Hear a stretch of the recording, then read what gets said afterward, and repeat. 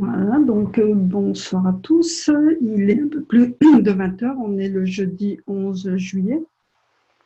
Et comme tous les jeudis, on va vous présenter la traduction des enseignements de M. Kesh, des enseignements que M. Kesh fait le jeudi matin. Donc aujourd'hui, nous sommes sur le 280e Knowledge Seekers Workshop qui a eu lieu le 13 juin. Et dans ce Knowledge Seekers Workshop, M. Kesh va aborder une nouvelle fois les relations entre l'Iran et les États-Unis. Donc, je rappelle que l'enseignement date du 13 juin. Donc, depuis, c'est vrai qu'il y a eu quelques changements à ce niveau-là. Ensuite, M. Kesh va aborder la technologie spatiale, voilà, revenir sur la façon d'aborder le voyage spatial. Au travers de notre âme ou de façon, je dirais, matérielle. Suite à une question, il va répondre va donner une information, je dirais, sur ce que sont les âmes jumelles. Ensuite, un très très grand paragraphe concernant la pulsation, les battements de cœur, qui sont la pierre angulaire de la vie dans le plasma. La structure en diamant, pour bien comprendre comment tout l'ensemble de la structure fonctionne. Et aussi, suite à une question, comment mesurer les champs? Alors, les traductions sont assurées par Hassan pour la première partie et moi-même pour la deuxième partie.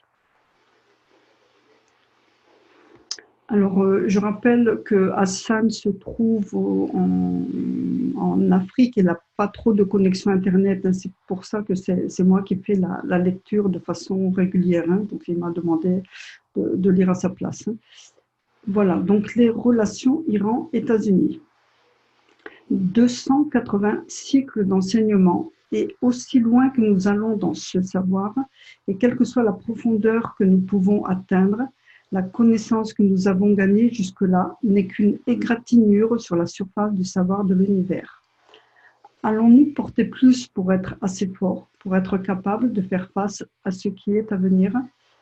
Comment viendrons-nous à comprendre notre propre force et la force de connaissance, la force de ce que nous nommons notre âme?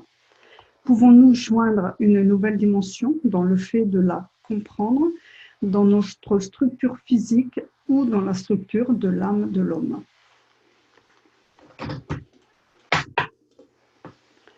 Dans les semaines passées, nous nous sommes concentrés sur la partie principale de notre travail, qui est en direction de la paix. Et certains d'entre vous comprendront tôt ou tard pourquoi nous suivons vigoureusement ce chemin. Nous avons vu les 4 dernières semaines une possibilité de début de guerre massive qui n'aurait eu aucune fin. Parce que ceux d'entre vous qui sont familiers avec la position géologique de l'Iran et de la Russie, le voisin d'à côté, puis la Chine, le voisin qui suit, et la sécurité des champs de pétrole en Iran dans le golfe Persique, ceci était en train de devenir un point inévitable. Et d'une certaine manière, beaucoup de notre travail, beaucoup d'ouverture dans le travail de l'humanité nous a menés à là où nous sommes. Aujourd'hui est très significatif pour que beaucoup d'entre nous comprennent. Aujourd'hui, nous sommes le 13 et habituellement, le 13 est réputé être un jour où les choses finissent mal. Et nous voyons le jour d'aujourd'hui comme la fin des guerres. Aujourd'hui, 13 juin, est le commencement de la fin des guerres, car nous avons le Premier ministre japonais à Téhéran négociant pour la paix avec les Iraniens au nom des Américains, parce que les Américains ont réalisé que se battre n'avait aucun sens ni raison et que plusieurs nations ont tourné le dos.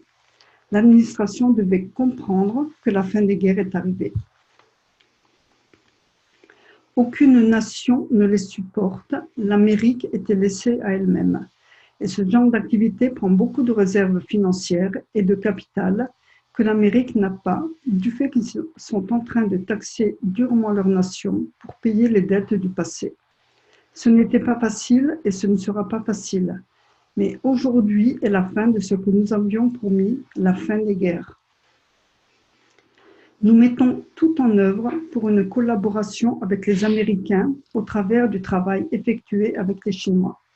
Nous voulons la paix, nous voulons négocier la paix et nous avons adressé une invitation à l'administration américaine. L'ouverture de la technologie spatiale iranienne au gouvernement américain, ceci est un mouvement énorme. Cela signifie que nous partageons la technologie spatiale de l'Iran en parallèle avec les Américains sur des bases ouvertes dans la mesure où toutes les sanctions sont retirées. L'Iran demeure une nation forte et l'Amérique regagne un peu de sa dignité. Et dans ce processus, nous partageons la technologie avec le gouvernement de la Russie et de la Chine en faisant ce que nous nommons un nouveau consortium ou groupe de nations de développement spatial avec l'Iran, la Chine, la Russie, les États-Unis d'Amérique. Ceci est une grande olivier, ceci est un cadeau pour la paix. L'offre a été soumise à l'administration américaine par écrit. Nous connaissons la conclusion côté iranien et sur la base d'une conclusion positive qui ressort de l'Iran, les scientifiques américains auront accès au programme spatial de dernière génération. Nous nous sommes engagés, nous délivrerons à l'administration américaine et ils sont complètement conscients de cette offre. Ceci signifie que nous avons ouvert le programme de paix à l'administration américaine et ceci signifie que la pointe de la technologie spatiale que les Américains voulaient atteindre et gagner à travers l'agression leur sera offerte venant de la paix comme cadeau d'un ami d'une nation qui a la technologie. Ceci est la récompense, le retour. Et ceci est la totalité de ce que nous avons offert. Comme précisé dans notre communiqué à l'administration américaine, la connaissance en échange de la paix, nous transférerons la totalité du savoir aux scientifiques américains d'une manière ou d'une autre, ou à travers une collaboration conjointe entre les 4 pays. Et ceci nous permettra d'ouvrir l'espace. Dans une communication directe avec l'administration américaine, nous avons clairement défini nos termes. Ils sont totalement au courant de la position financière dans laquelle la Keshe Foundation a été mise par certaines nations pour le développement spatial qui est le leur. Et nous avons juste délivré le savoir et la technologie. C'est très simple. Quand nous atteignons ce type de mouvement, ce type de processus de paix, les guerres qui restent, comme en Palestine, en Syrie et au Yémen, finiront toutes avec certitude dans quelques mois, peut-être même plus tôt. Et d'un autre côté, il y aura un énorme fardeau sur ces nations. Ces nations n'auront pas besoin de forces militaires. Nous verrons une réduction massive des forces militaires de par le monde. Et avec la nouvelle technologie spatiale, les vols iraniens atterriront à Los Angeles en quelques minutes. Les vols américains de Washington atterriront à Ispahan en quelques minutes. Nous avons dépassé les frontières. Mais comment résoudre le problème de 1 milliard de personnes sans emploi que cette condition va créer? Nous avons deux choix. Choisir de mettre les camps militaires et les soldats à la rue, comme on le dit, ou changer le disque dur et entraîner à nouveau les soldats à être les constructeurs de leur nation. Si votre nation est si bien développée, vous pouvez développer le voisin de la porte d'à côté, parce qu'il n'est pas le voisin d'à côté, il est part de vous quand il n'y a pas de frontières. Et ceci créera beaucoup de problèmes transitionnels que les gouvernements ont besoin de traverser. Le chômage, ce qu'on nomme le changement d'échelle, tout viendra avec. Et ceci est l'une des positions que ces bénéfices de la paix créeront. Nous n'avons pas besoin de protection dans l'espace, donc la nouvelle technologie, les nouvelles sciences nous amèneront dans une position incroyable qui nous permettra de devenir une famille. Et nous devons trouver une nouvelle occupation. Et certains iront dans la production de nouvelles industries, la technologie offrira du nouveau. Et certaines des nouvelles technologies que nous offrons créeront leur propre chômage en rendant les vieilles technologies obsolètes. La transition sera très difficile à traverser pour beaucoup de nations. L'humanité a épuisé son énergie pour tuer, et nous le voyons. Les Européens qui dirigeaient toujours dans l'invasion et la colonisation ont abdiqué. Les Américains ont dû le faire par eux-mêmes et ils ne peuvent pas tirer, ne peuvent même pas apporter 150 soldats parce qu'ils ne sont pas là, ils sont engagés ailleurs. Et c'est un fait embarrassant pour un gouvernement qui veut envahir de ne pas avoir les forces pour ceci, et il s'y est tellement engagé. C'est une position que nos arrière-grands-pères ont rêvé d'atteindre, arriver au point d'épuisement de l'énergie pour se battre, et d'une certaine manière, nous devions nous battre pour épuiser les finances. Et maintenant, la guerre est à l'intérieur des nations, et les gens se battent contre leurs politiciens pour qu'ils leur donnent une vie meilleure. Voilà, et là on arrive sur le grand pavé concernant la technologie spatiale. Donc la technologie spatiale d'aujourd'hui n'a pas besoin de brûler de l'essence, n'a pas de frais qui va avec. Et dans le même temps, elle a le pouvoir et la beauté de créer de la nourriture et de la vie dans l'espace. Maintenant que nous envoyons nos enfants dans l'espace, nous n'avons pas besoin de nous préoccuper de les payer ou vous payer, parce que dans l'espace, il n'y a aucune nourriture à acheter, tout est donné. Et ce sera une surprise pour nous tous de voir dans quelques semaines à quel point nous sommes devenus matures.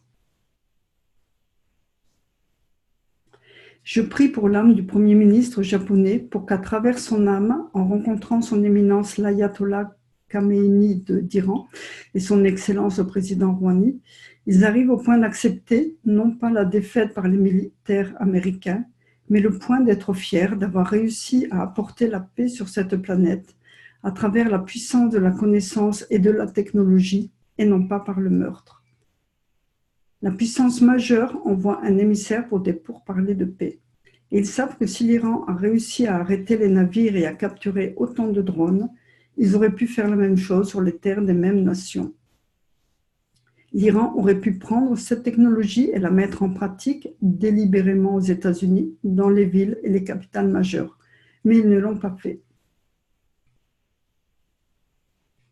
Les Iraniens n'ont pas montré le pouvoir de leur connaissance et de la technologie en blessant. Avoir la puissance et la connaissance doit nous rendre plus pacifiques et non pas plus arrogants. La connaissance, la science et la technologie pour la paix au nom de l'humanité, au gouvernement de cette planète. Et plusieurs d'entre vous, quand j'ai donné la clé au gouvernement, sont devenus fous furieux contre moi. Ils m'ont écrit « Vous nous avez trahis, vous avez donné la technologie aux Américains, aux autres gouvernements. Ils ne la partageront jamais avec nous. » Et puis nous avons amené la technologie, nous vous l'avons donnée à tous durant les 4 années passées. Les gouvernements n'en ont rien fait pendant des années. Alors, je vais boire un peu d'eau. Puis tous, vous avez fait les mains graves et le reste. Et dans ce processus, nous venons maintenant au point où vous, chercheurs de connaissances, devez faire l'inverse. Vous devez travailler avec vos nations, vos gouvernements pour leur transférer la connaissance. Vous devez transférer la connaissance que vous avez acquise à vos gouvernements.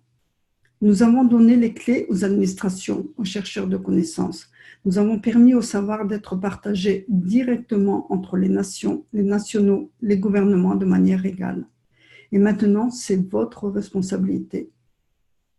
La paix mondiale et sa pierre angulaire sont situées à Téhéran aujourd'hui. Les Iraniens doivent vendre à l'âme de la religion. Les Américains doivent vendre à l'âme de l'argent.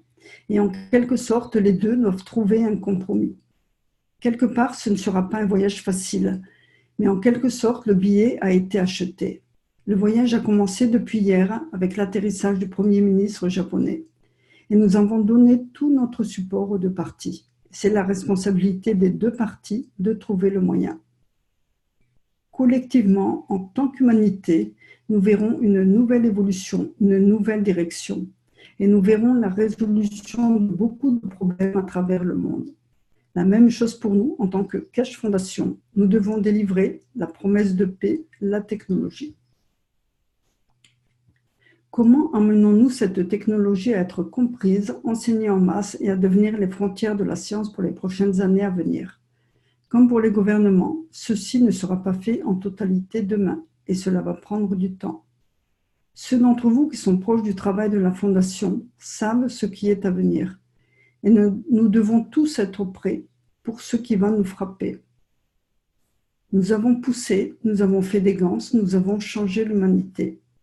Votre souhait était la paix, et maintenant pour s'accrocher à la paix, vous devez créer la condition de la paix et vous y accrocher. Nous devons délivrer sur tous les fronts, que ce soit du côté de l'espace, de l'énergie, de l'agriculture. Qu'est-ce que cela signifie ? Un des problèmes est que la plupart d'entre vous, chercheurs de connaissances, vous n'avez pas réalisé un point critique massif. Aucun d'entre vous n'a compris l'un des principes fondamentaux de la technologie et ceci est devenu un chaos pour beaucoup d'entre vous. Que cela signifie-t-il ? L'enseignement d'aujourd'hui est d'essayer d'arranger cela. Plusieurs d'entre vous ont travaillé mais n'ont jamais compris. Beaucoup d'entre vous en ont compris un peu, mais vous ne pouvez pas connecter. Laissez-moi vous expliquer ce que j'essaie de dire, puis nous l'emmènerons plus loin. Dans notre technologie, dans les enseignements, nous avons continuellement fait référence à deux niveaux de GANS. Nous avons le GANS à l'état matière et nous avons un GANS à l'état énergie. Le GANS énergie à l'intérieur de l'état matière mène à la condition de la vie. La plupart d'entre vous n'avaient pas séparé les deux parts de la technologie. Cette technologie a deux côtés, la partie universelle, enfin la partie univers, la partie lumière et la partie matière. Et dans la partie matière, qui est la vie de l'homme, vous utilisez le CuO, le ZNO et tout le reste. Et puis vous essayez d'avoir une petite énergie à partir de l'état matière pour créer le décollage et le mouvement. Et les chercheurs de connaissances doivent comprendre la totalité du processus et non pas une part du processus. Beaucoup de personnes vont entre l'une ou l'autre, ou les mixent ensemble. Et ceci est part de pourquoi vous n'accomplissez pas, ou vous ne pouvez pas accomplir plusieurs des choses que vous avez planifié de faire. J'ai vu des personnes essayant de travailler entre les deux. Parmi les GANS avec lesquels nous travaillons, vous avez ceux qui fonctionnent avec l'état matière, ce que nous nommons la vie. Ou il y a des GANS que nous utilisons pour l'énergie. Et plusieurs chercheurs de connaissances n'ont pas compris la différence d'utilisation entre ces deux. Dans les applications médicales et les applications alimentaires, nous utilisons d'habitude ceci, donc CU et ZN. Et dans les applications pour l'énergie, dans les applications de mouvement spatial, nous utilisons cela, donc l'hydrogène, le deutérium et le tritium. Vous vous souvenez, la transition état-matière de l'univers.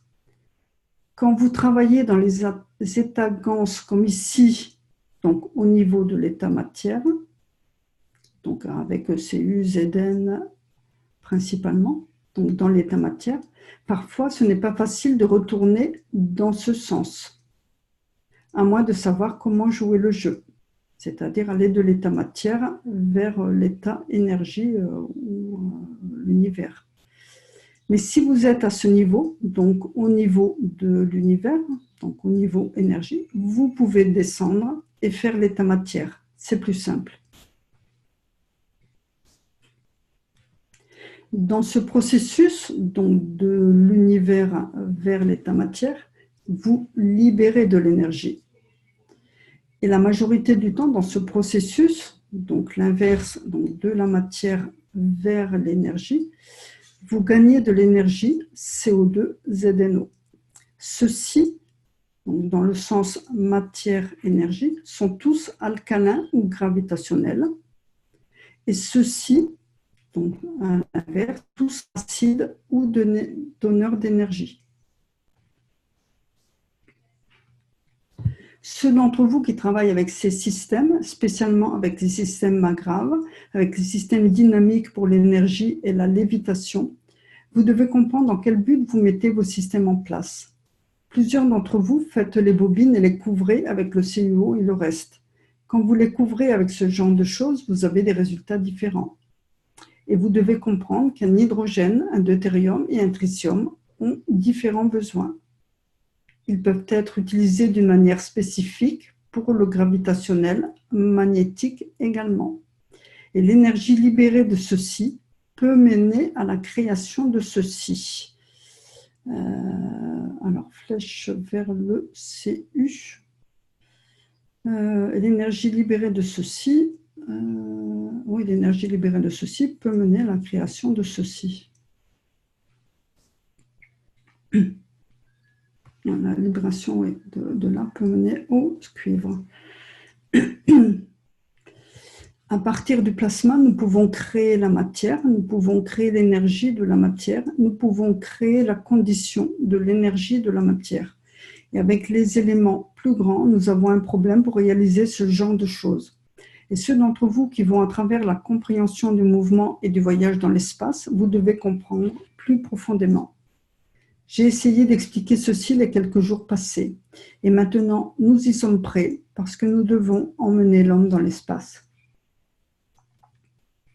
Dans l'état matière, les forces de champ gravitationnel sont serrées pour maintenir une molécule dans sa position, solides et serrées pour maintenir une structure atomique en structure moléculaire et pour maintenir tellement d'atomes ou tellement d'électrons ou protons ou quoi que ce soit ensemble. Donc ça, oui, dans l'état matière, donc tout est serré. Mais si vous observez la structure du système planétaire, du système solaire, les énergies sont très faibles, extrêmement faibles. Il y a une étoile ici, une étoile ici, une étoile là, voilà, les galaxies ici, et notre fort de l'univers là, des billions et des billions de kilomètres plus loin. Le champ a eu plusieurs batailles sur son chemin avec les autres champs pour arriver jusqu'à nous, envoûtant au travers de sa faiblesse. Envoûtant tellement c'est beau de jouer avec lui. Et que cela signifie-t-il? Concernant la technologie inversée de l'univers, donc l'homme doit apprendre pour voler. Il n'a pas besoin que pour voler, il n'a pas besoin de force de champ puissante. Pour créer la matière et s'y maintenir, même en tant que Gans, il a besoin de champs forts dans le lieu où il se trouve.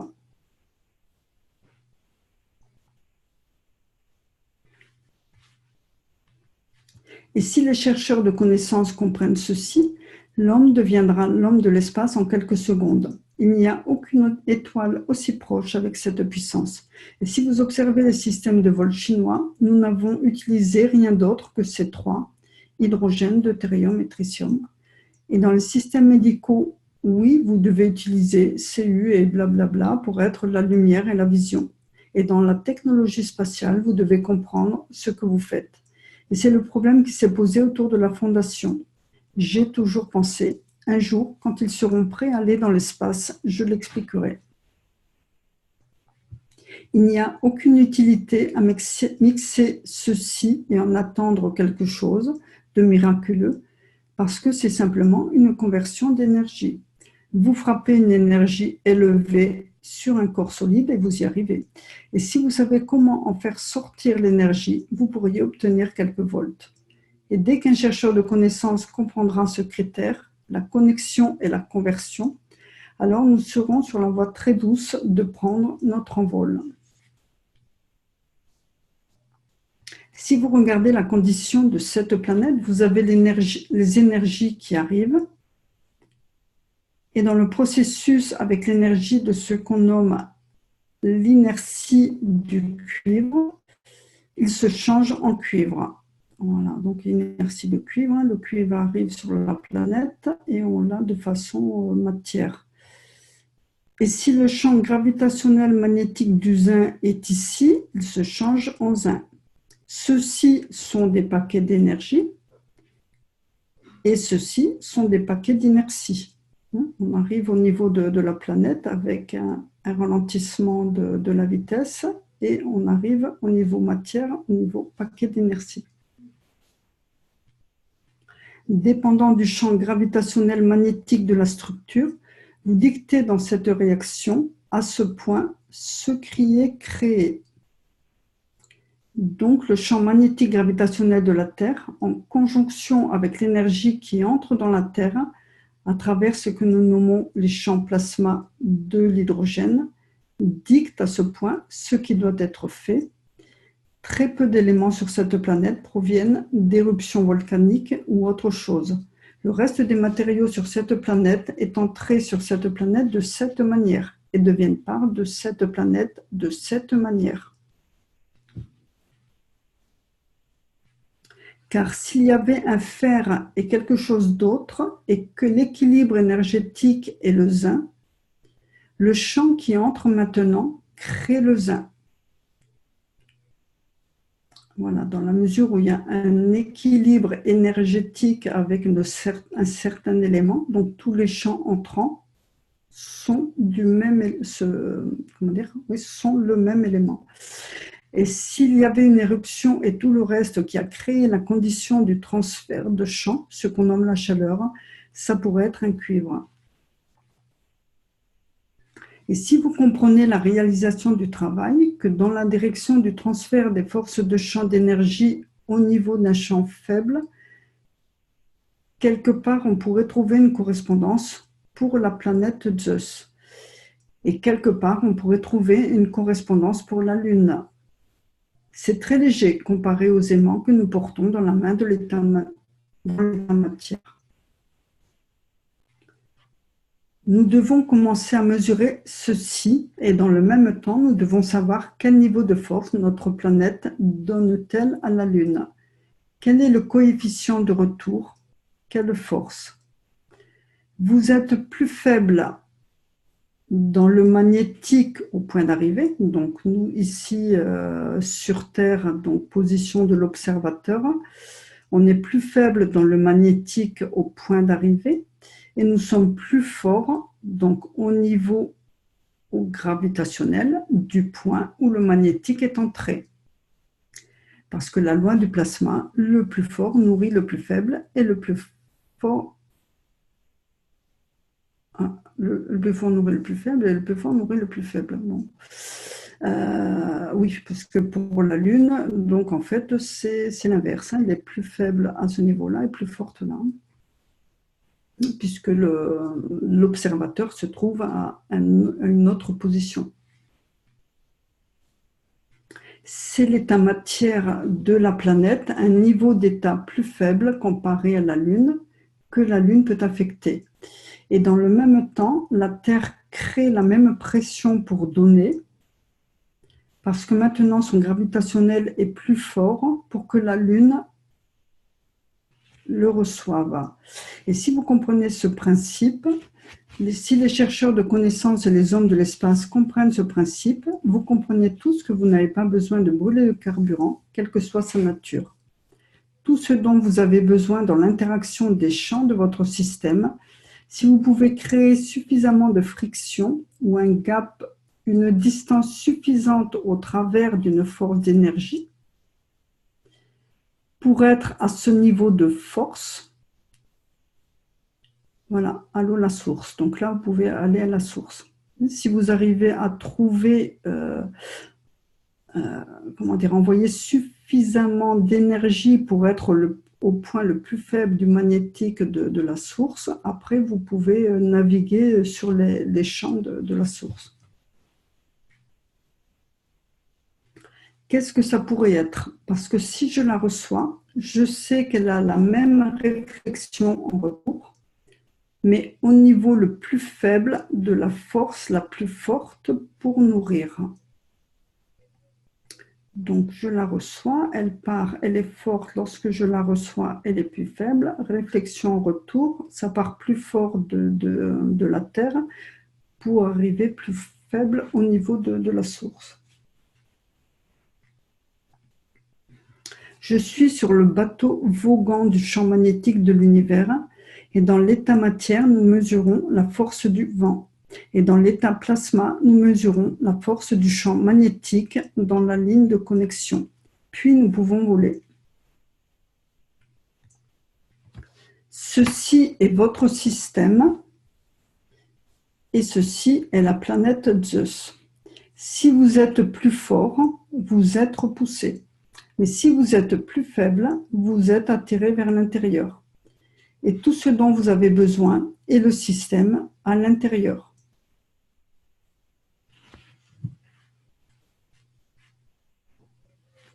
Que vais-je produire? Des champs plus forts ou des champs plus faibles?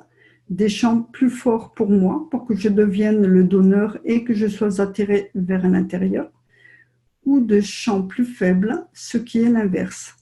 Dans le temps à venir, l'humanité aura et construira des systèmes qui mesurent ces champs et ensuite vous pourrez entrer. Quand vous avez la planète Terre, la position de la planète Terre n'est pas totalement décidée par le Soleil, mais par des billions et des billions de champs plus faibles dans le système solaire, et certains dans la galaxie et certains dans l'univers. Nous sommes une enveloppe fermée, mais dans le même temps, la condition à l'extérieur détermine et affecte notre fonctionnement. En comprenant ceci, alors plusieurs d'entre vous, en tant que chercheurs de connaissances, devez aller de l'avant et comprendre ce qui se passe quand vous mettez les deux ensemble, donc cuivre et hydrogène. Pouvez-vous convertir ou dois-je simplement créer une barrière? Et ceux d'entre vous qui êtes devenus matures à cette connaissance, alors vous pouvez commencer à jouer plusieurs jeux. Notre jeu dans la Cache Fondation est ceci, donc au niveau de l'hydrogène, parce que celui-ci, donc le cuivre, nous ne pouvons pas le trouver partout dans l'univers. Le fonctionnement du cerveau et de l'âme de l'homme est à ce niveau, au niveau de l'hydrogène. Et c'est pourquoi vous n'avez aucun sang, aucune hémoglobine, aucun vaisseau sanguin, rien. Et dans le temps à venir, vous apprendrez un petit peu plus à propos du savoir de votre propre cerveau. Même si certains des champs gravitationnels magnétiques des éléments peuvent se manifester pour être dans la force du zinc, du magnésium ou autre, essentiellement toutes les couches du cerveau de l'homme qui contrôlent l'âme de l'homme sont faites de différentes forces des champs plasmatiques de ceux que l'on nomme neutrons. Vous prenez une goutte d'huile, vous la mettez dans l'eau et vous commencez à la faire tourner, la secouer, la remuer, ou quoi que vous fassiez avec, vous verrez la mousse blanche, l'épaississement. Et si vous comprenez le processus de réception de l'énergie par le cerveau de l'homme, en conjonction avec la vitesse de rotation des champs du corps de l'homme, dans l'utérus de la mère, cela crée ce brassage. Et de plusieurs manières, si vous comprenez ceci, alors vous comprenez comment les cellules cérébrales sont créées.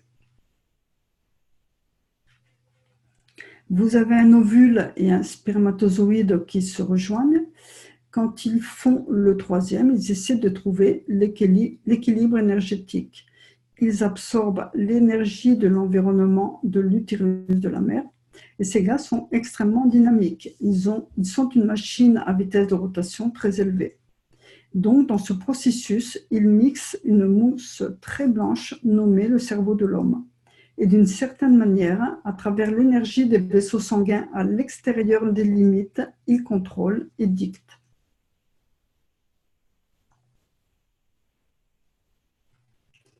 très pratique de construire des systèmes de contrôle par le cerveau sur les mêmes bases pour les vaisseaux spatiaux du futur. D'une certaine manière, vous construisez un nouveau système de communication pour s'adapter à la technologie spatiale que vous avez construite. Et même, il vous parlera, aura des sentiments comme vous et tout le reste, sauf la condition physique des mains et des pieds.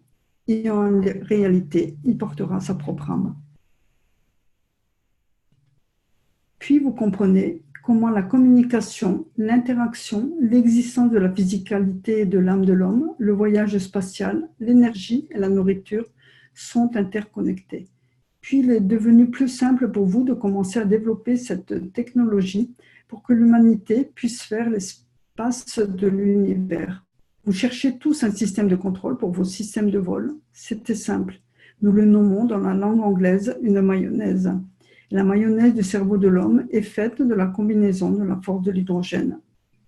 De sorte que dans l'interaction des uns et des autres, ils miment la force du corps physique, ce à quoi ils sont connectés. Ensuite, pour faire des systèmes de contrôle qui sont au-delà de la vitesse de la lumière, selon les besoins du système, pour la première fois, vous l'avez compris, cela est devenu possible.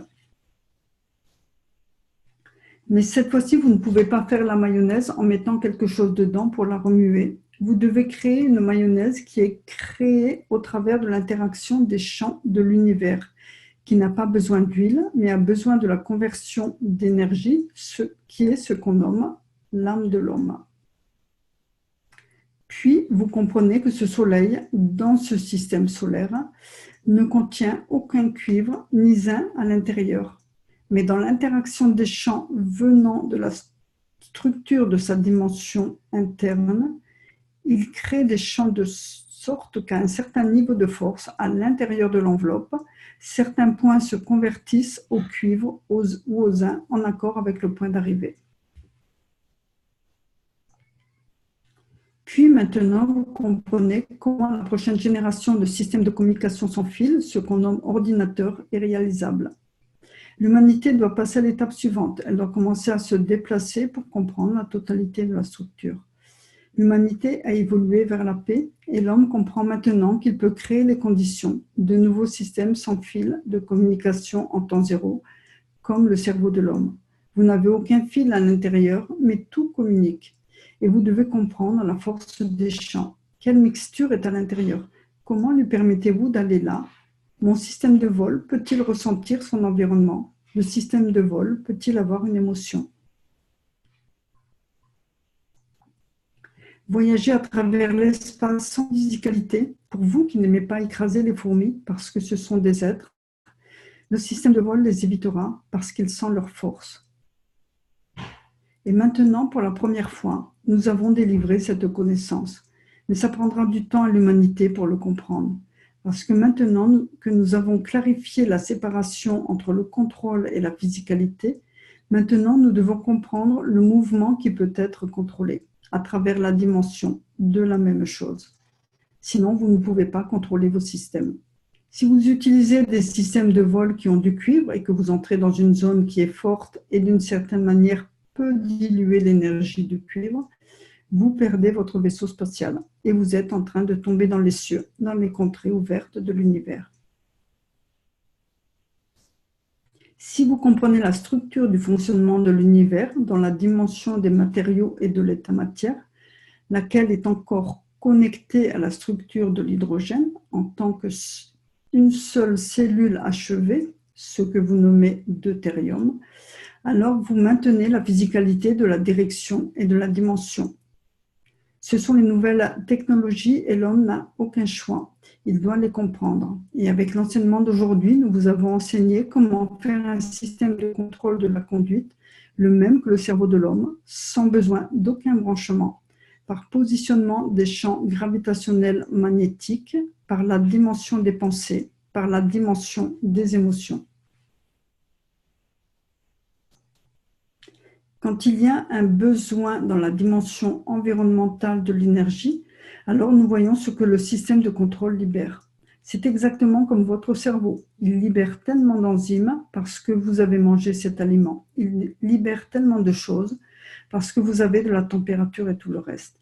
Et si vous avez compris comment construire la structure de contrôle ou le cerveau du système, qui n'est pas nécessairement tangible, mais existe, alors l'humanité est entrée dans la prochaine dimension du savoir de l'univers. Et il sera très intéressant de voir comment plusieurs d'entre vous, très rapidement, se convertiront dans ce processus. Alors vous pouvez créer le même voyage d'ici à la Lune en quelques secondes. Le voyage d'ici vers les autres dimensions des galaxies est 0 temps. Parce que quand vous êtes sur les ailes de l'univers, dans la direction de leur mouvement, vous devenez leur passager à la vitesse à laquelle elles vont. Et la beauté avec ce voyage, c'est qu'il n'y a aucune friction, parce que les champs magnétiques n'atteignent la force de l'état matière uniquement s'ils atteignent le point de destination. Aujourd'hui, je vous ai enseigné ce que l'homme n'a cessé de désirer des années et des siècles durant. Et cela vous prendra du temps à digérer, à le comprendre et à le répliquer. La connaissance de base de l'existence est ici et existe à différents niveaux de force, avec différentes couleurs aux yeux de l'observateur. La façon dont vous compactez est la façon dont vous êtes observé. Et n'oubliez pas, tous les éléments dans la technologie plasma sont positionnés gravitationnellement et magnétiquement. Et vous comprenez pourquoi même le cerveau de l'homme a différentes couleurs. Combien elles sont compactes leur donne une couleur différente. Pourquoi deviennent-elles compactes et quel est le motif du changement soudain? À cause de la compacité, à cause du paquet d'énergie, à cause de ce que vous avez mis dedans, en accord avec la force de champ de la conversion. Et si vous avez compris cela, comment le faire, comment cela s'est fait, alors vous pouvez faire beaucoup de choses. Contrôler des invasions massives d'insectes, des conditions massives. Mais vous devez comprendre le processus de leur vie et vous devez comprendre le processus de l'émotion. Voilà, donc on arrive à ma partie de traduction. Là voilà, on est sur les questions et réponses de M. Kesh. Donc une question, c'est une demande de précision sur les deux côtés de la technologie. Tout à l'heure, M. Kesh en a parlé, l'un relatif à l'univers et l'autre relatif à la matière. Donc M. Kesh, si vous comprenez les deux parties distinctes de l'énergie et de la matière, alors vous comprenez que nous parlons du positionnement de l'énergie du champ magnétique. Nous ne parlons pas de l'énergie que nous pouvons convertir en énergie consommable et par laquelle nous pouvons électrifier quelque chose. C'est une autre dimension de la conversion et de bien des façons. Au moment de la conversion, vous obtenez ce que nous appelons la pulsation du cœur. J'ai classifié les chercheurs de connaissances en 3 catégories bien distinctes. La catégorie état-matière, la catégorie état-énergie et la catégorie contrôle. Et bientôt, vous comprendrez les 3, où vous commencerez à partir d'une seule et vous verrez comment arriver à l'autre. Alors, une question par rapport aux âmes jumelles. Comment aider les âmes jumelles à trouver l'équilibre? Sont-elles capables de trouver la paix en comprenant qu'elles sont des âmes jumelles? Qu'appelons-nous une âme jumelle? Qu'est-ce que l'âme jumelle? C'est une entité, une condition plasma qui me donne tout ce dont j'ai besoin, de sorte que je n'ai pas besoin d'aller chercher ailleurs la plupart de mes besoins. Et je lui donne ce dont elle a besoin, ou la plupart de ses besoins. Ainsi, quand vous pouvez obtenir tout ce dont vous avez besoin, vous n'avez pas besoin d'aller faire des achats pour cela. Et c'est ce qu'est la définition de l'âme jumelle. Cela signifie que quand on a une âme jumelle, je reçois tout le plaisir, tout ce dont j'ai besoin à partir de cette âme. Et ensuite se pose la question, comment sommes-nous avec les personnes avec lesquelles nous vivons dans la dimension physique? Et c'est l'un des problèmes avec ce processus. Quand vous appelez quelqu'un une âme jumelle, cela signifie qu'elle me donne absolument tout ce dont j'ai besoin. Elle facilite tout ce dont j'ai besoin. Et je n'ai pas besoin de recevoir autre chose de qui que ce soit. Oui, pardon, je bois un peu d'eau.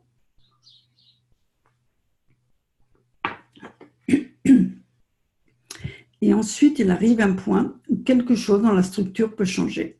Parce que nous ne sommes pas tous les mêmes. peu à peu, les sentiments des âmes jumelles deviennent moins forts, détachés, et se séparent progressivement pour aller vers une autre.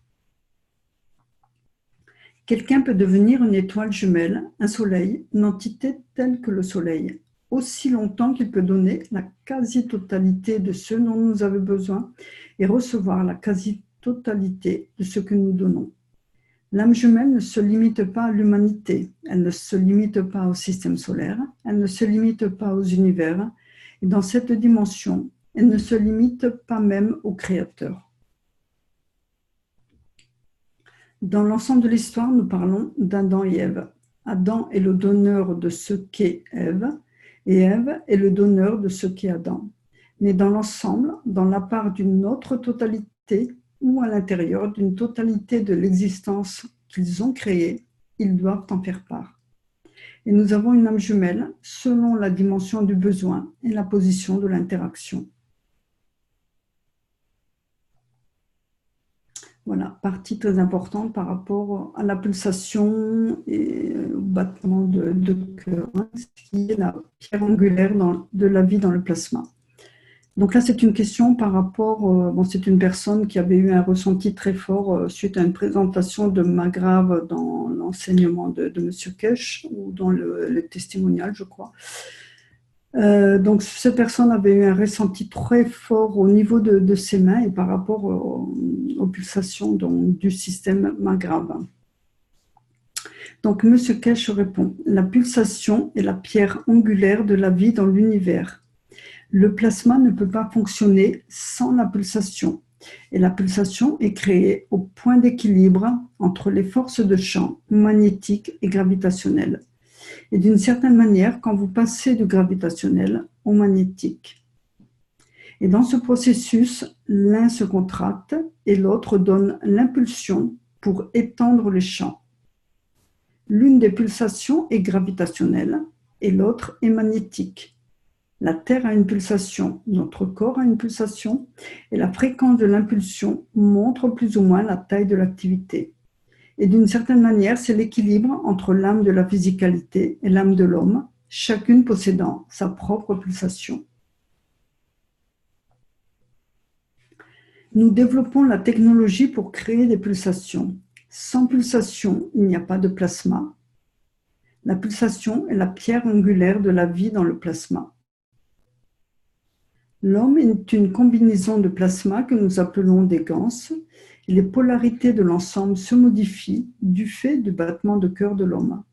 Et quand le plasma est libéré, quand il s'inverse, il resserre les champs pour qu'ils irradient, donc là on est dans le magnétique, et quand il s'inverse, il absorbe, on est dans le gravitationnel. Une pulsation est comme une pompe, et si vous ne vous en servez pas, vous partez.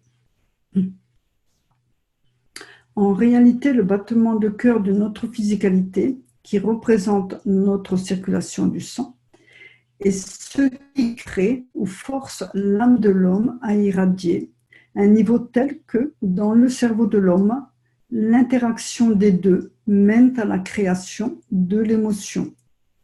L'un excite et en réponse à l'excitation, il crée une nouvelle condition. Et vous avez des vaisseaux sanguins donc, autour du cerveau. Celui-ci porte l'énergie de la pulsation et d'une certaine manière, donc, il exerce une pression sur le plasma de l'âme de l'homme. Et donc, l'âme ensuite va répondre au travers d'une émotion. Voilà. C'est ce qu'on voit ici. Et cela amène l'âme à libérer donc, de l'énergie. Et l'interaction à un point donné va créer une émotion. La pulsation vers l'intérieur pousse les champs et la pulsation vers l'extérieur amène l'équilibre que nous appelons émotion vers le sang et en liaison avec la physicalité de l'homme. Vous avez le cerveau de l'homme, le système nerveux, et le sang, donc la circulation du sang. Les vaisseaux sanguins portent l'information obtenue au travers du cerveau à partir des différentes cellules et l'interaction de ces vaisseaux sanguins avec les nerfs mène à la création des globules, conversion de la lymphe du gans d'elle-même à l'état matière. Interaction sans système nerveux au travers de la conversion de la lymphe, du gans de la lymphe mène à la création des globules.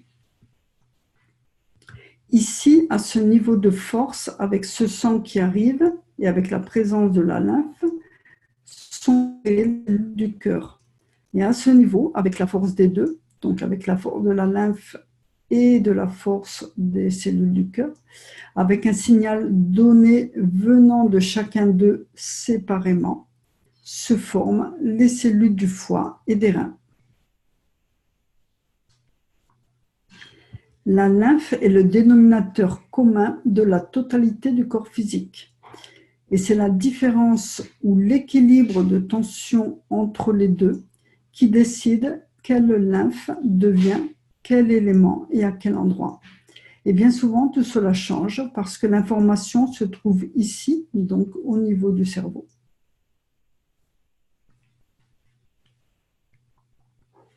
Et si l'homme n'avait pas la lymphe, il ne pourrait créer aucune dimension physique. L'information de l'âme, donc l'âme de l'homme, passe au travers du système nerveux et l'information de l'âme de la physicalité passe au travers du sang. Et voilà, et vous avez cette cellule. Vous pouvez retirer un rein, puisqu'il y a des cellules sanguines à ce niveau, et si vous créez une condition pour qu'il se développe, il y sera. Nous nous mettons en équilibre au travers du battement de cœur, l'âme palpite et le cœur palpite, et à un niveau de force donné, il y a le début de création de cellules. Et c'est pourquoi nous vieillissons, nous ne produisons plus de cellules suffisamment fortes, parce que la dimension physique est défaillante et non pas l'âme. Et si vous regardez le processus de la lymphe, du système nerveux, du système sanguin, de la circulation sanguine, et vous comprenez ce que je viens d'expliquer, alors vous comprenez comment des énergies simples transforment la matière en ce qu'elle est, si elle entre pour être ajoutée ou si elle est absorbée par un autre. Et c'est ce que l'homme doit apprendre dans l'espace pour reconstituer ses réserves d'énergie. L'ensemble de l'univers fonctionne de la même façon. Une certaine force de champ convertit la matière ou l'énergie sous forme de lymphe du gans d'elle-même à l'état matière au travers de l'énergie d'un niveau plus élevé. Il devient très facile pour vous de faire des systèmes gravitationnels ou des systèmes magnétiques. C'est la même cellule sanguine.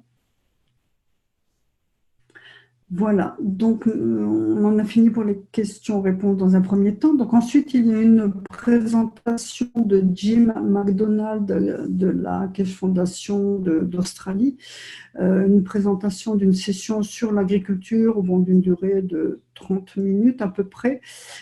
Je n'ai pas traduit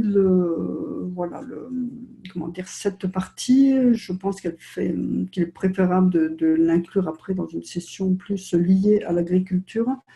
Voilà, donc ça dure 30 minutes. Bon, par contre, ensuite, il y a des commentaires très intéressants de M. Keshe, donc j'ai repris les commentaires de M. Keshe par rapport à ça. Voilà, donc concernant la structure en diamant, ça c'est quelque chose de très important à bien saisir. Donc M. Keshe a repris, donc après vous le verrez, il y a une autre photo encore plus intéressante, donc des photos de la présentation de Jim. Voilà. Et ici, donc, comme le dit M. Keshe, nous voyons beaucoup d'améliorations dans cette zone parce que nous avons modifié l'environnement, ce qui a créé une nouvelle dimension de positionnement au sein de la structure des cellules. Donc là, c'était des radis, là, c'était des laitues. Hein, pardon. Viviane, si je peux donner une petite précision. Oui, bien sûr. Là, c'est dans le plasma time de juin que je vais bientôt vous libérer. Hein, c'est tout expliqué dans le plasma time de juin. Ah, ben c'est super alors. Ben, c'est super. Voilà, ouais. Ok. Merci, super. Merci, Nicole. Voilà, donc je continue.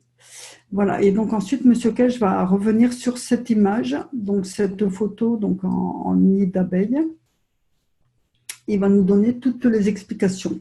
Donc, regardez cette structure en nid d'abeille. Toutes les structures sont les mêmes. La structure de la peau de l'homme, la structure des reins sont les mêmes. Que signifie cette forme? Et quand vous introduisez des ganses à l'intérieur, vous changez la dimension de cette forme. Vous changez la dimension, la taille des champs magnétiques gravitationnels à l'intérieur. Et quand nous regardons la structure physique du corps, c'est de cette façon que le champ maggrave s'est transformé en état matière. Donc vous pouvez voir par exemple un endroit, ils ont une forme identique. Bon là il a mis, voilà, il a colorié un peu cette partie. Et vous pouvez le voir ici à l'intérieur de cette bande. Ces espaces que vous appelez des espaces vides, en eux, ne sont pas vides. C'est le champ maggrave de celui-ci, par exemple. Voilà, c'est le champ maggrave, par exemple, de celui-ci qui va dicter la taille, non plutôt de celui-ci qui va dicter la taille de celui-là. Et il dicte ce qu'il peut apporter. Et puis, cette plaquette décide, donc cette zone intermédiaire, va décider de ce qui doit être ajouté pour aller plus loin. Puis, vous voyez à nouveau une autre bande ici. Voilà, donc il avait surligné cette partie à la base de chaque changement. Donc, vous voyez, ici, on avait un premier changement, là, un autre changement. Et nous voyons l'uniformité de la taille. Donc, c'est tout à fait pareil pour nos propres cellules hein, et pour notre propre construction. Nous regardons la structure en nid d'abeille, mais en réalité, l'espace vide est l'endroit où se trouve le plasma. La pression que le plasma peut tolérer laisse la physicalité à l'intérieur de son enveloppe et nous voyons la limite de cette cellule. Et la majorité d'entre elles sont hexagonales ou suivent à peu près cette forme. Là où les équilibres se font dans une dimension de 6 champs. Nous observons une coupe, il y a une autre moitié de l'autre côté, et c'est exactement comme les aimants. Mais parce que la forme est hexagonale, cela crée différentes conditions. Si nous avions produit des aimants hexagonaux, comme c'est le cas dans l'univers, nous verrions de nouvelles dimensions dans la science de l'homme. Et nous comprendrions un nouveau principe dans la technologie, très proche de la réalité dans la dimension du plasma. Et quand on regarde un plasma sous la forme d'un cercle, c'est toute la structure du système qui est comme un anneau. Mais si nous positionnons suffisamment d'aimants, nous pouvons voir une combinaison hexagonale dans la mesure où nous les laissons trouver leur propre position. Si nous parvenons à créer un aimant hexagonal, nous pouvons voir le fonctionnement du plasma dans la dimension physique. Nous avons le plasma, nous avons le champ, nous avons l'état matière, nous sommes plus dans la dimension de la réalité et nous pouvons voir comment les cellules se comportent. Si nous parvenons un jour à fabriquer des aimants hexagonaux tridimensionnels, alors nous verrons les différences de champ. Et collectivement, nous pourrons comprendre comment le corps de l'homme fonctionne, le corps des entités vivantes fonctionne. Si vous prenez une coupe transversale de chaque entité vivante, vous observez cette condition. Et suivant leur compacité et leur rapprochement du centre, la forme devient plus régulière, plus homogène au niveau de la taille. Ils arrivent au point de changement. Et quand vous introduisez des champs magnétiques plasmatiques, alors tout le jeu de balle change. Vous prenez n'importe quelle coupe transversale de n'importe quel tissu, vous verrez cela, c'est fantastique. Nous regardons toujours les contours de cela. C'est vrai que le problème, c'est qu'on est dans la matière et qu'on a tendance à regarder toujours la matière. Mais en réalité, nous devons regarder le plasma à l'intérieur, la force de champ qui crée cette poussée et qui crée ce contour. Et ce champ, au point d'interaction avec un autre champ, au point d'équilibre, ensemble, ils créent la matière. La frontière ici, c'est quand les champs maggraves du centre de celui-ci, donc là il a pris l'exemple de ces deux-là, donc quand les champs maggraves du centre de celui-ci et du centre de celui-là en sont venus à réduire pour passer de champ à l'état matière. Et ils ont créé cela. Ils sont tous créés à partir de ces espaces vides. Ce sont les champs des plasmas qui créent et la condition dans laquelle ils circulent à l'intérieur d'un espace vide. Ici, vous les voyez l'un à côté de l'autre, mais il y a un espace vide. Et dans cet espace vide, l'énergie peut venir jusqu'ici. Voilà, comme il disait, voilà, il a fait ce trait-là dans un premier temps en disant que l'énergie voilà, pouvait aller jusque-là. Et il y a différentes forces et à ce niveau, en absorbant tous les champs, il y a un espace vide et nous pourrions le traverser. Dans le langage scientifique, nous appelons cela fréquence, mais ici c'est une fréquence plasmatique, une énergie plasmatique.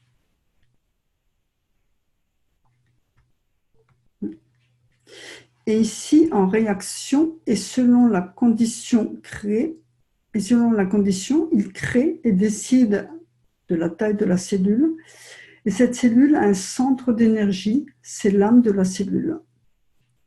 Et ce qui irradie au travers de l'équilibre, dans l'interaction avec les autres, va créer l'état matière. Même cette partition a une vie, c'est une chose vivante. Et nous voyons cette structure même dans l'univers, mais dans une dimension bien plus grande. Nous voyons cette structure dans les galaxies. Dans la dimension de l'univers, nous voyons ces formes hexagonales entre les galaxies, la position des galaxies et la position des champs des environnements, dont nous ne sommes pas encore conscients. Mais avec le temps, en certains points de l'univers, nous pourrons y habiter. Nous pourrons y vivre parce que la dimension de la physicalité à un certain niveau de force correspond à l'équilibre des champs de la vie physique de l'homme. Et c'est très intéressant de voir cela, parce que c'est une répétition de la même structure, le même processus.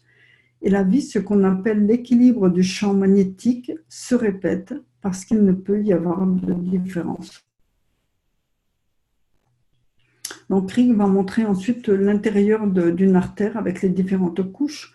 Voilà, et on constate qu'on a aussi cette forme hexagonale.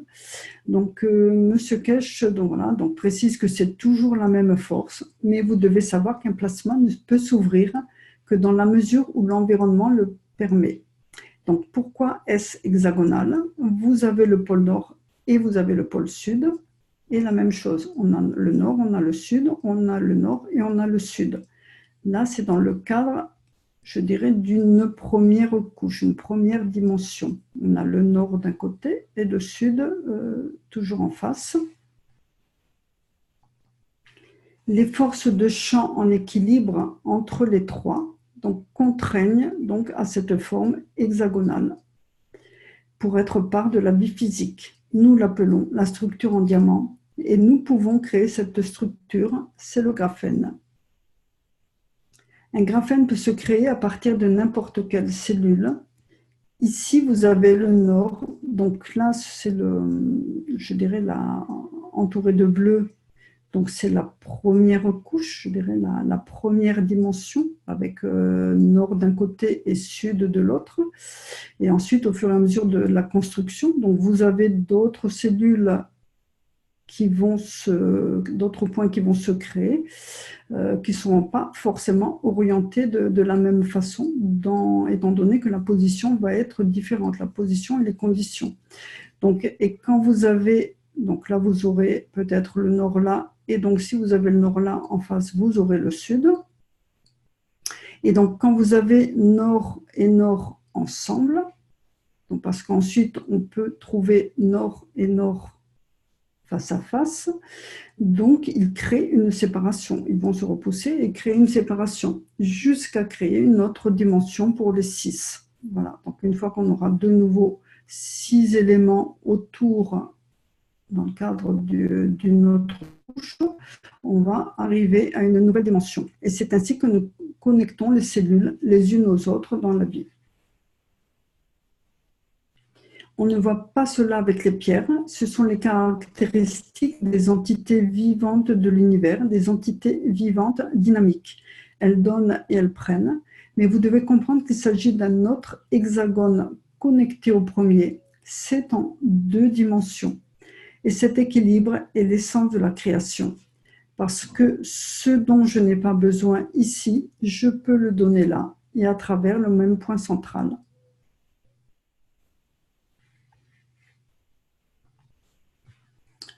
Alors, une question par rapport à l'énergie, donc au travers des mains, du corps. Donc, une personne qui dit, j'envoie les champs aux plantes et j'ai les champs en retour, mais comment faire ensuite? Donc, réponse de M. Kesh. Si vous pouvez mettre 6 mains ensemble, vous pouvez faire la forme de votre main à l'intérieur dans une forme tridimensionnelle à 6 faces. Donc là, oui, c'est lorsqu'on ressent fortement l'énergie au travers des mains, c'est vrai qu'après, on voit plusieurs structures qui se forment lorsqu'on bouge la position des mains.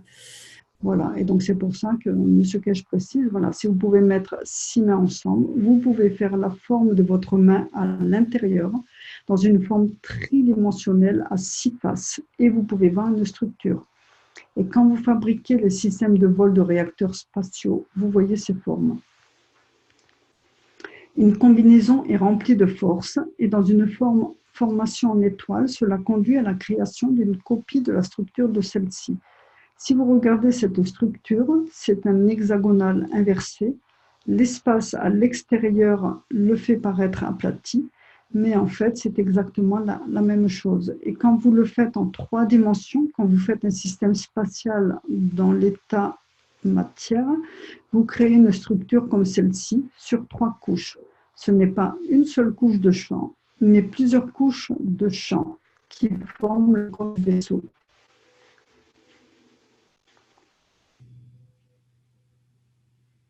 Même chose avec notre système grave. Si l'homme ouvre, coupe et entre dans la dimension physique, il peut voir à travers elle, il voit la même structure, mais comme c'est tellement dynamique, de même que le corps de l'homme, cela ressemble à la surface plane. À quel niveau pouvez-vous le faire? Au travers de différentes forces et en respect de la position. Vous créez la barrière des champs, vous ne pouvez pas la pénétrer. C'est comme vous faites un os à partir de la même lymphe ou vous faites la peau à partir de la même lymphe. La lymphe transfère de l'énergie, elle ne devient pas elle-même état matière.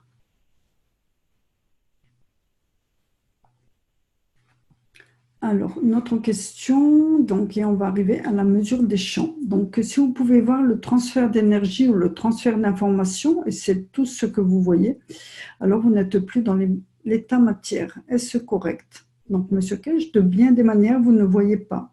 Si vous regardez le ciel, spécialement la nuit, quand il n'y a plus les forces de champ du soleil qui changent continuellement, vous voyez les champs magnétiques de l'univers. C'est très, très clair. Vous voyez ce qu'on peut appeler des couloirs d'air. Quand vous avez l'œil entraîné pour le voir, vous voyez les champs dans la profondeur de l'espace, des millions de kilomètres. Vous pouvez voir le transfert de champs à travers les mouvements des champs. Et quand vous voyez des différences dans les forces de champ, vous voyez la limite des champs. Regardez le ciel durant une nuit claire, parce que les lumières des galaxies ou des étoiles les montrent. La réflexion de la lumière à travers eux permet de les voir.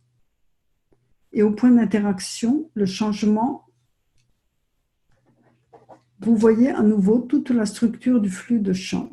C'est comme les vieilles océans. Et si vous entraînez vos yeux pour voir plus en profondeur, vous pouvez dire plus ou moins si c'est une étoile ou si ce n'est pas une étoile. Beaucoup de ce que l'on considère comme des étoiles ne sont pas des étoiles. Et si vous regardez la profondeur du mouvement du champ, il vous montre, il vous parle. L'homme s'est habitué à considérer dans cette courte vie que tout est une étoile dans l'univers. Il y a des planètes, des étoiles, mais il y a d'énormes satellites qui sont là depuis quelques secondes dans la vie de l'univers. Mais l'homme dit pendant 10 000 ans ou 1 million d'années, et il reste là.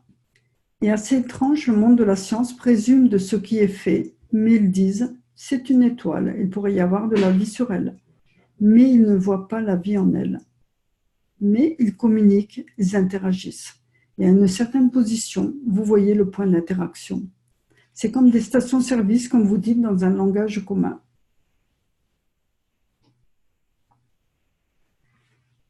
Nous avons un problème dans la connaissance de l'homme. Nous n'avons pas appris à mesurer ou à détecter le spectre des champs magnétiques plasmatiques.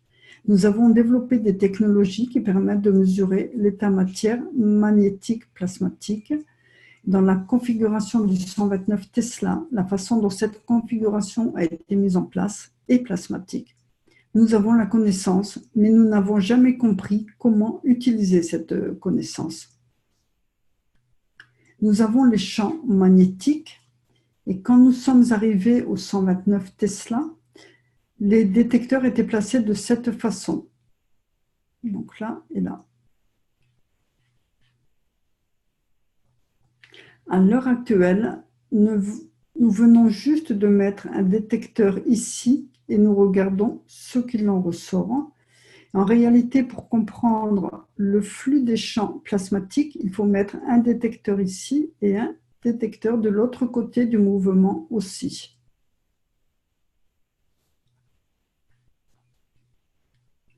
Nous avons la technologie, ensuite nous pouvons mesurer.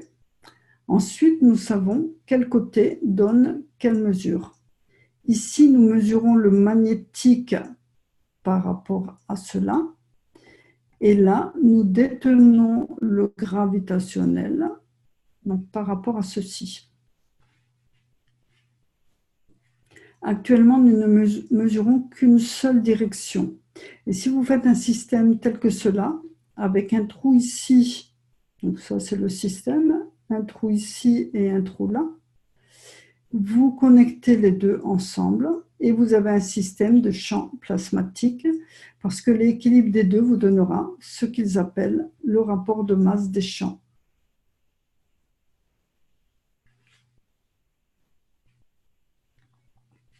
Nous pouvons tout faire. Nous n'avons jamais envisagé le champ magnétique comme pouvant être l'inverse ou le retour du champ gravitationnel.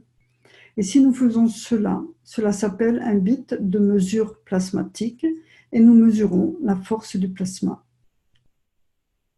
Nous avons tous ces programmes satellites. Les scientifiques nous montrent la force des champs gravitationnels de la Terre. Ils nous parlent des champs magnétiques. Mais personne ne s'est jamais connecté à cela parce que nous n'avons jamais compris que c'est le même cercle. Et cela dépend de l'endroit où vous êtes.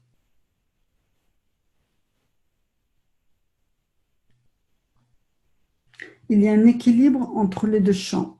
L'un est plus fort et l'autre est plus faible. Et avec le système que nous avons en laboratoire, nous mesurons le champ magnétique. Nous avons deux détecteurs, donc l'un pour les champs plus forts et l'autre pour les champs les plus faibles. Et selon l'endroit où vous êtes, vous décidez. Et la différence entre les deux lectures obtenues représente la force de votre champ plasma. La structure des galaxies au centre de l'univers est totalement différente, ainsi que la structure des galaxies à la périphérie de l'univers, totalement différent. Leur effet est différent, leur puissance est différente à cause de ce flux de champs au centre. Ah, attendez, j'ai oublié. Ouais, il me semblait bien que j'avais passé une page. Cela m'a pris des mois pour mettre au point ces détecteurs. Ils fonctionnent sur deux niveaux bien différents. Vous pouvez ajuster, c'est-à-dire que là, voilà, on récupère les champs forts et les champs faibles de l'autre côté. On peut ajuster et vous obtenez l'équilibre des forces de champ plasma. Ensuite, vous savez, jusqu'à ce point, vous savez qu'à ce point, vous avez une telle force de champ. Donc là, en notre position au point d'observation, au point, je dirais, où on est au niveau de la Terre, on connaît la force de champ. Là, vous avez l'océan des champs magnétiques. Vous voulez être ici et vous pouvez dicter et décider, voilà, du niveau de force à amener pour arriver ici. Donc ça, c'est tel que représenté là, voilà, c'est un système, je dirais, physique, matériel, mais c'est aussi notre propre corps. Hein. Donc au niveau de l'âme, on peut aussi, en envoyant l'énergie aller où l'on veut. Voilà, donc la structure des galaxies au centre de l'univers est totalement différente, ainsi que la structure des galaxies à la périphérie de l'univers, totalement différent. Leur effet est différent, leur puissance est différente à cause de ce flux de champ au centre.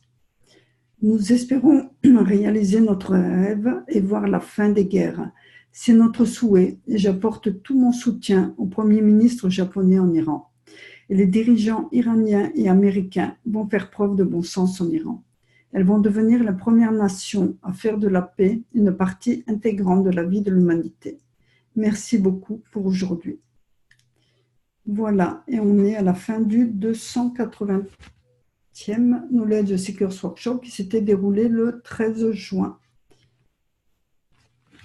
Voilà, merci à tous pour votre écoute. Est-ce qu'il y a des questions?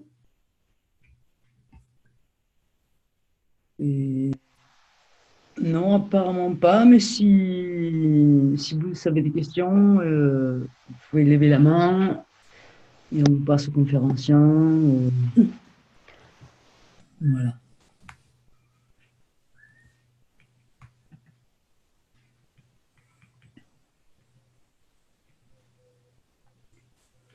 Quand je disais ce système, oui, c'est aussi notre corps physique, hein, avec, au travers de notre âme, de l'âme de l'homme au niveau du cerveau, au travers de l'âme de la physicalité qui se situe au niveau du cœur, au travers d'une respiration adaptée en envoyant suffisamment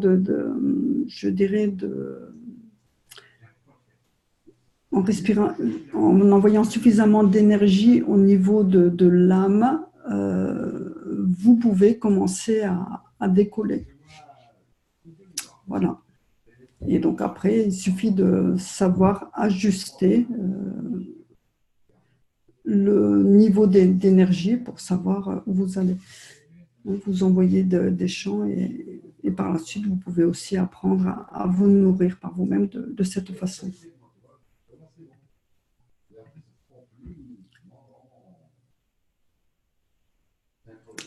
Ouais, c'est vrai que c'est une session vraiment très, très importante à lire ou à relire, hein, pour la compréhension de la façon dont tout ça fonctionne. Toujours un peu difficile sur une première lecture. Après, c'est vrai qu'il faut lire, relire, hein, c'est comme tous les enseignements de M. Keshe, mais c'est vrai qu'il y a des enseignements qui sont beaucoup plus, je dirais, importants que d'autres au niveau de ma compréhension. Voilà. Marc, tu voulais dire quelque chose ou... Oui, je voulais dire que c'est très intéressant, mais ça demande encore de la réflexion, de bien intégrer tout ça. C'est encore du boulot. Hein. Tout à fait. Mais ça va de plus en plus vite, de plus en plus loin. Oui. Et tu verras que l'enseignement de M. Keshe aujourd'hui, bon, c'est pareil, quoi. Après, il faut... Après, dans la mesure où on a commencé à comprendre un peu le fonctionnement de tout ça, ça s'éclaire petit à petit. Oui.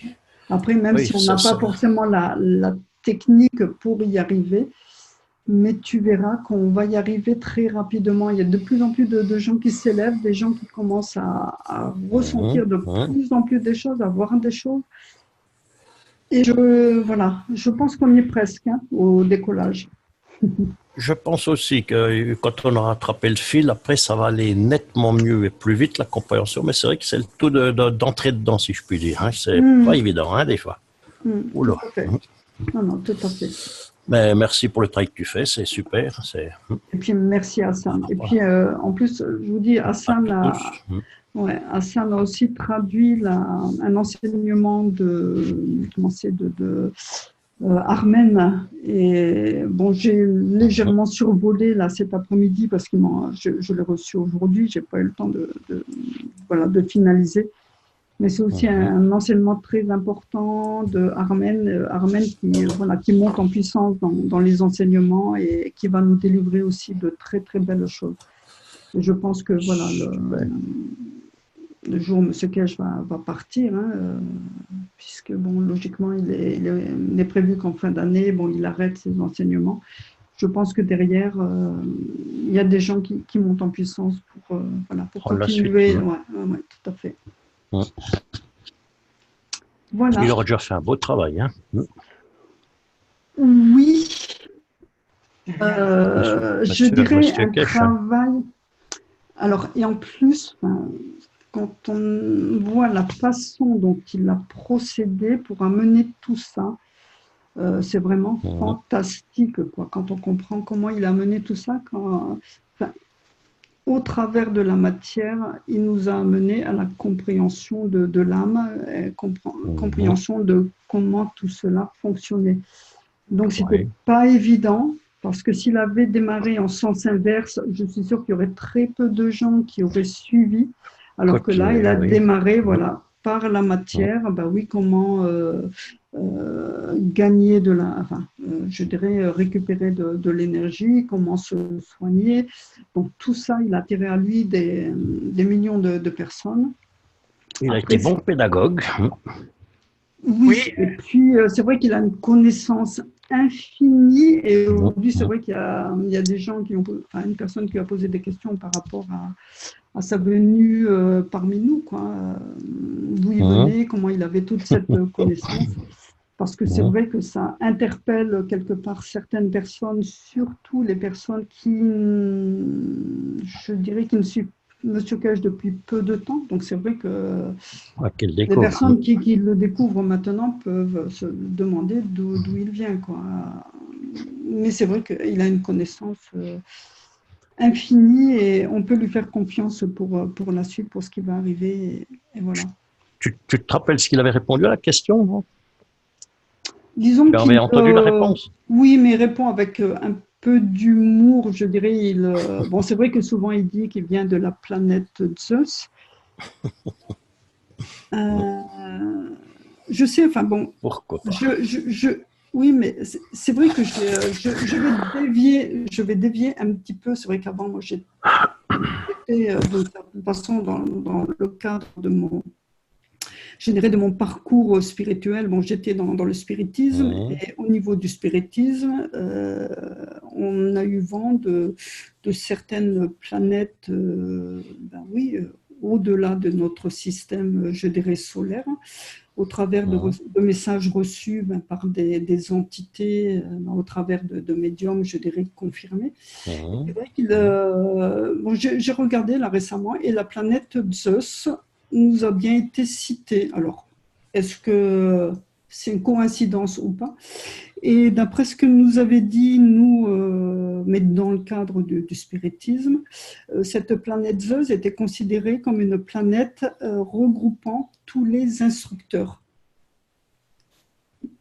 de l'ensemble du système, je dirais, planétaire et universel.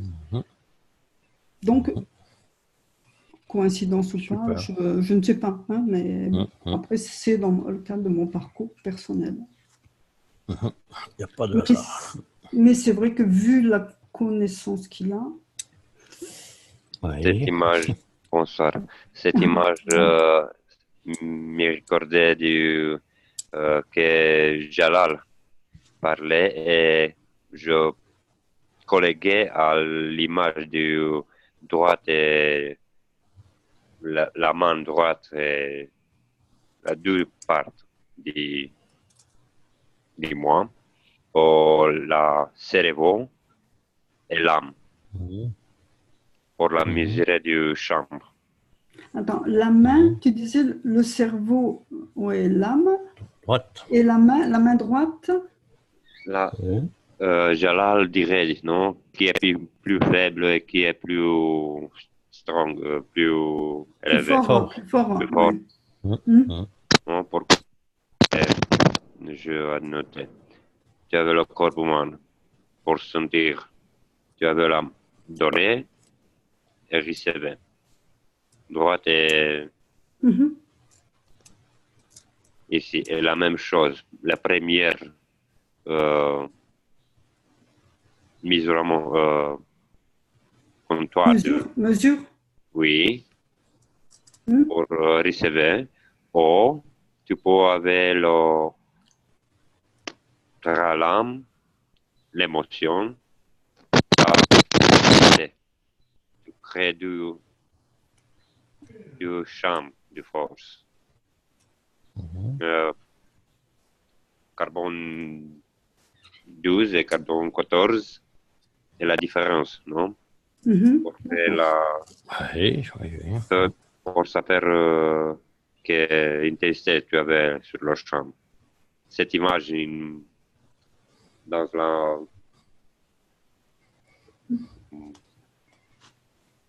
D'accord. Ok.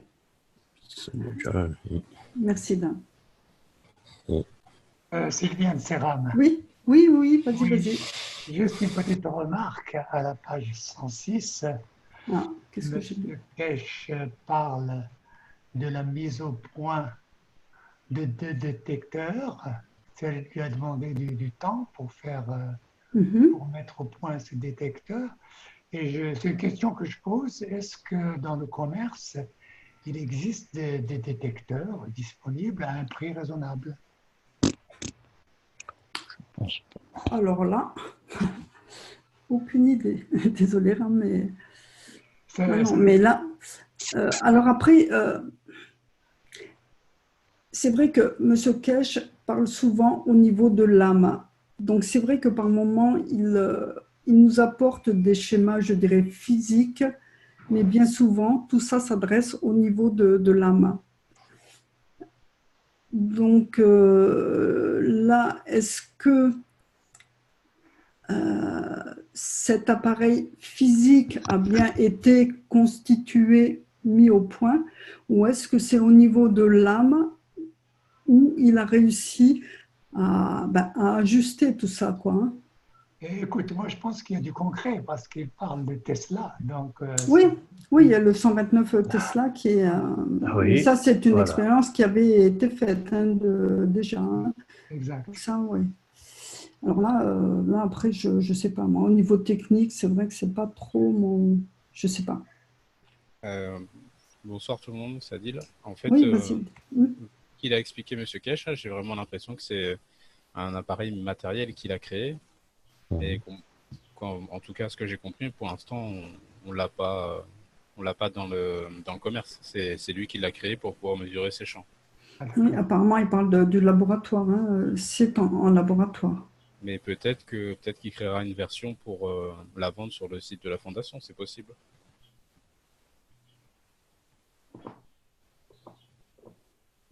Je profite que j'ai le micro pour Oui, vas-y. féliciter Adil et Frédéric pour leur présentation des témoignages la semaine dernière dans Testimonials. C'était très bien. Merci.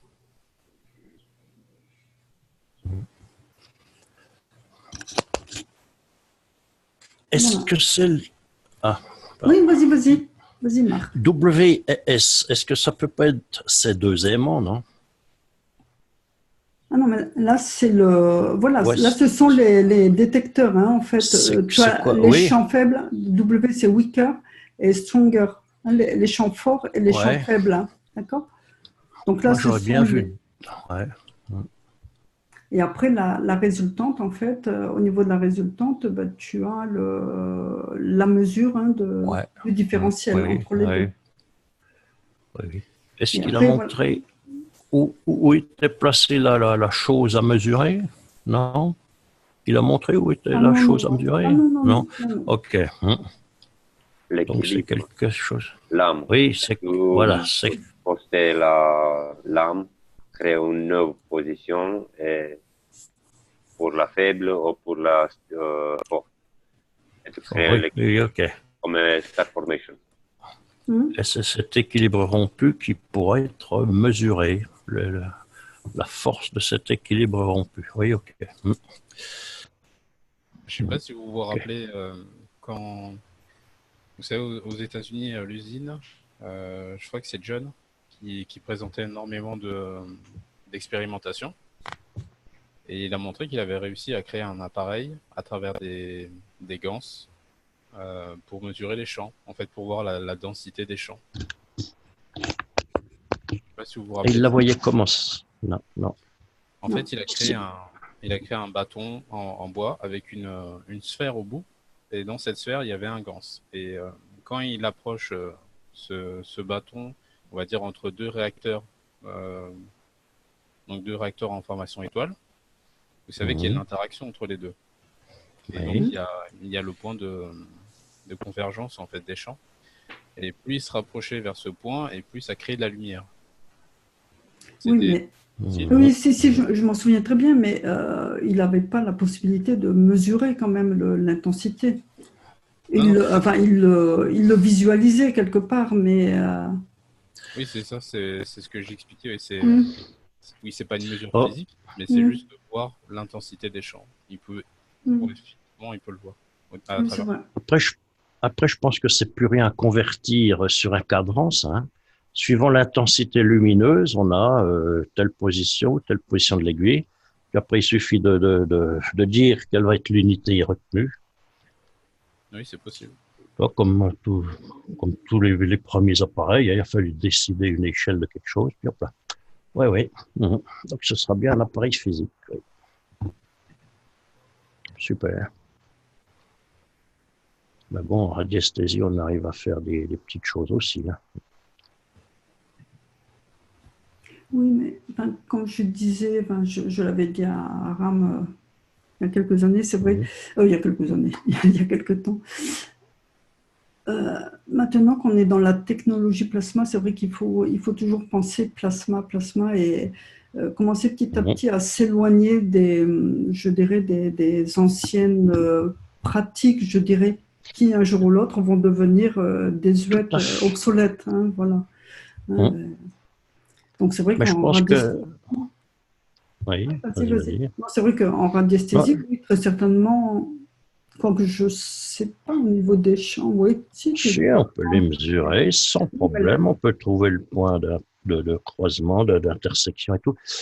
Ce que je veux dire, on est encore à une période charnière où beaucoup de gens, ils veulent du concret, ils veulent voir. Et moi, des fois, quand je parle de cache, les gens, ils veulent du concret.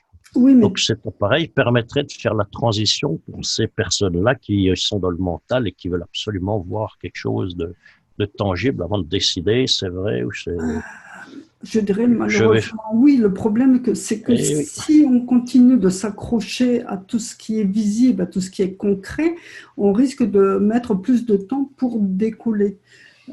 Et c'est vrai que Armen, j'ai vu dans la partie qu'a traduite Hassan, Armen, pareil, il le dit, il le répète, mais arrêtez de penser, voilà, on est dans les champs maintenant, donc il faut s'y habituer et essayer de penser au travers des champs, essayer de ressentir, essayer, voilà, d'aller plus loin, parce que si on n'avance pas, si on reste coincé au niveau de je veux voir, on perd du temps, quelque part.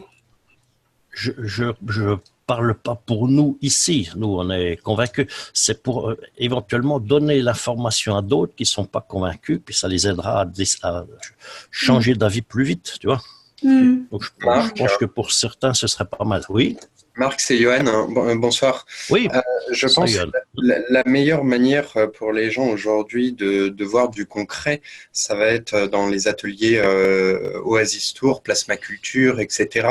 C'est là vraiment où on voit du concret par rapport à la nature qui nous entoure et à ce qu'on peut faire dans le jardin avec les plasmas. Une fois ceci vu, après, ça enlève déjà certains doutes aux personnes. Donc, je pense que c'est vraiment la meilleure manière d'agir sur la nature autour de nous pour vraiment, on va dire, combler cette part de concret qu'on a besoin. Entre autres, ça aidera beaucoup. Oui, exact. Bien vu. Moi, je dois dire que j'ai vécu de chimie et de physique toute ma vie. J'ai eu beaucoup de mal pour adopter les théories de Keshe parce que le vocabulaire ne correspond plus, ainsi de suite. J'y arrive maintenant, oui, surtout avec la traduction du livre 1, le travail que fait Ian. Voilà. Et alors pour Monsieur Keshe, moi d'accord, c'est très bien le progrès physique qu'il nous a fait faire, il est immense ce bond en avant.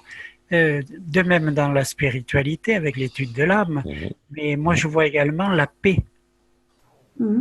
La paix dans le monde. Et personne d'autre ne l'envisageait auparavant. Personne d'autre se sentait capable de rétablir la paix mondiale. Et ça, c'est d'une valeur inestimable. Oui. Tout à fait. Et la paix dans le monde qui passe aussi au travers de la paix en nous-mêmes. Et c'est là où je dirais peut-être même le principal, c'est ça. Être en paix avec nous-mêmes pour après amener la paix autour de nous. Et ben voilà. Parce qu'en fait, comment il obtient aussi cette paix? Déjà, le fait d'avoir mis en place tous ces gants, tous ces magraves, ben, ça a créé un environnement, ça a créé une condition qui était plus propice. Et ensuite, lui, comment est-ce qu'il travaille avec certainement d'autres? Il travaille au niveau de l'âme, tout simplement. C'est au niveau de l'âme pour élever les consciences. Et c'est en élevant les consciences des principaux dirigeants et en travaillant avec, puisqu'on est bien dans une période de transition, on n'est pas dans le conflit, ben, on continue de travailler avec les gens qui sont en place et en travaillant au niveau de leur âme, où on change les choses, où la prise de conscience va être là et où on va élever et arriver à la paix. Mais c'est vrai que la paix, il faut aussi penser, ce n'est pas que à travers le monde, c'est aussi en nous-mêmes. Et plus on arrivera à s'élever nous-mêmes et à comprendre ce que l'on est et à même pour des choses toutes simples, quoi, pour les conflits, non, il n'y a plus de raison d'avoir de conflits si on a compris la technologie. On n'est plus dans les affrontements, on est dans... On joue différemment avec les champs. Oui, mais c'est un autre jeu. Oui, mais tant qu'il y avait ces pays, je ne veux pas le citer, qui ne cherchaient qu'à mettre la pagaille partout pour créer de nouvelles guerres et vendre des armes, c'était difficile. Ouais. Quand les bombes tombent sur une population, que peut-elle faire? Et là, grâce à la technologie, c'est vrai que ça a permis de contrer tout ça, quoi, puisque même si on envoie quoi que ce soit, on envoie un drone, grâce à la technologie, on peut capter ce drone et puis quitte à même le faire, lui faire demi-tour ou simplement à désintégrer en quelque sorte, à le convertir simplement d'un état matière à un état énergie. Et comme ils ont désarmé les grands, comment on appelle ça? C'est paquebots américains, c'est pas des paquebots, c'est des bateaux de guerre. Oui, tout à fait. Tout à fait. Porte-avions.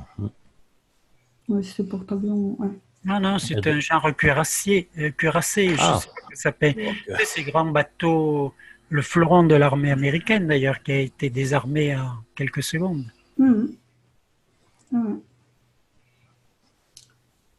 Et oui, donc c'est vraiment un avenir, un bel avenir qui nous attend.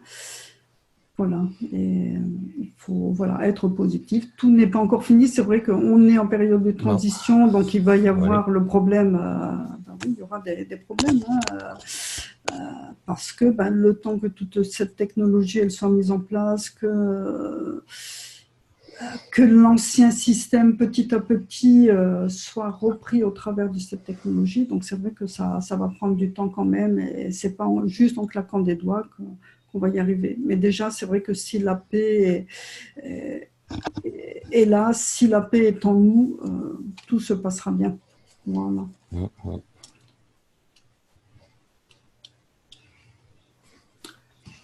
Voilà. D'autres questions?